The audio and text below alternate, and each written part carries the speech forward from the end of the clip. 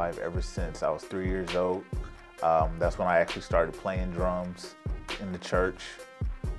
And growing up in a small family church, it allowed me to have a lot more opportunities than other kids my age, only because our church was small. So when I would play the drums, I was like one of the only ones. So I didn't have anyone to really teach me, or I didn't have anyone to really shove me off the drums and say, hey, get off, let an older person do it. It was just one of those things where I was taught by my uncle in the beginning, and then it's just something that took on even now, where I still play the drums at church. But I started out at the age of 3, and then from the age of 3 on up to about age 12 when I started middle school, I got in the band, actually learned how to read music and learned things from a whole nother perspective, and that's the classical side of things. And then high school, joined the marching band, and then even in my tracks now, I have a lot of those same influence as far as my classical and gospel background. I say from the ground up, because when you start from scratch, it's not so predictable. I actually enjoy the creating process of making music. So however I'm feeling at the time, I can execute right on the spot. I can, you know, if I'm feeling mad, I can make a beat that expresses how I feel that day or that moment. So I prefer making beats from scratch as opposed to sampling. Even though I think sampling is dope, that's just what I prefer. I say my strong points would be hip hop, but I like to have different influences gravitating toward that, as such as classical, gospel, jazz. So everything is hip hop, but different influences to add to that as well. Ludacris, because he's real diverse. It's like you never know how he's gonna come on the track. He's not predictable, but he executes and his voice cuts on the record. So I would say Ludacris, along with T.I., Lil Wayne, Jay-Z, and a newcomer, Kiddo, man. Like, he's another one that I definitely think with the proper training and the proper production, like, he can go far. The most I like about producing, like I said before, is the creative process, not knowing what your next move is going to be. It's like playing a gamble with the music. It's like, okay, I got my drum loop, so now what do I do next? Do I make the bass line, or what should the bass line be? So a lot of times everything's on the fly. It's like I'm freestyling the track when things are predictable.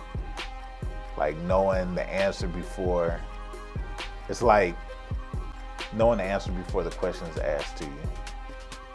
So nothing that's predictable, nothing that's real slow. I either like it fast or mid-tempo. So, and it's got to be something I got to feel. You know, forget what I said about being fast or slow. If I can feel it, then I like it. I think one of the things that people forget about a track is the groove.